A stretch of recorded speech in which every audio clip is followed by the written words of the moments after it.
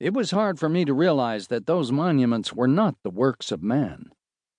The great valley must once have been a plateau of red rock from which the softer strata had eroded, leaving the gentle, league-long slopes marked here and there by upstanding pillars and columns of singular shape and beauty. I rode down the sweet-scented sage slopes under the shadow of the lofty mittens, and around and across the valley, and back again to the height of land. And when I had completed the ride, a story had woven itself into my mind, and the spot where I stood was to be the place where Lynn Sloan taught Lucy Bostel to ride the great stallion Wildfire. 2 days' ride took us across country to the Sagi.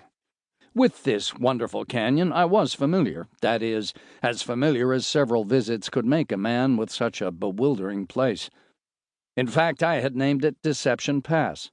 The Sagi had innumerable branches, all more or less the same size, and sometimes it was difficult to tell the main canyon from one of its tributaries. The walls were rugged and crumbling, of a red or yellow hue, upward of 1,000 feet in height, and indented by spruce-sided notches. There were a number of ruined cliff dwellings, the most accessible of which was Keat Seal. I could imagine no more picturesque spot. A huge, wind-worn cavern with a vast, slanted, stained wall held upon a projecting ledge or shelf the long line of cliff dwellings. These silent little stone houses with their vacant, black, eye-like windows had strange power to make me ponder and then dream. Next day, upon resuming our journey, it pleased me to try to find the trail to Batatican, the most noted and surely the most wonderful and beautiful ruin in all the West. In many places there was no trail at all, and I encountered difficulties, but in the end, without much loss of time, I entered the narrow, rugged entrance of the canyon I had named Surprise Valley. Sight of the great dark cave thrilled me, as I thought it might have thrilled Bess and Venters, who had lived for me their imagined lives of loneliness here in this wild spot. With the sight of those lofty walls and the scent of the dry, sweet sage, there rushed over me a strange feeling that Riders of the Purple Sage was true. My dream people of romance had really lived there once upon a time. I climbed high upon the huge stones and along the smooth red walls where Pay Larkin once had glided with swift, sure steps, and I entered the musty cliff dwellings and called out to hear the weird and sonorous echoes, and I wandered through the thickets and upon the grassy, spruce-shaded benches, never for a moment free of the story I had conceived there. Something of awe and sadness abided with me.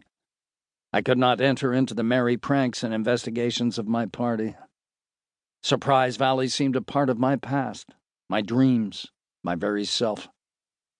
I left it, haunted by its loneliness and silence and beauty, by the story it had given me. That night we camped at Bubbling Spring, which once had been a geyser of considerable power. Wetherell told the story of an old Navajo who had lived there. For a long time, according to the Indian tale, the old chief resided there without complaining of this geyser that was wont to inundate his fields.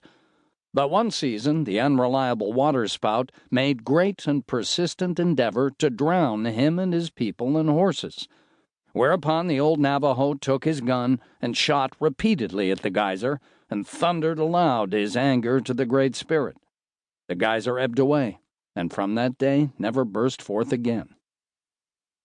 Somewhere under the bulge of Navajo Mountain, I calculated that we were coming to the edge of the plateau. The white bobbing pack horses disappeared, and then our extra mustangs.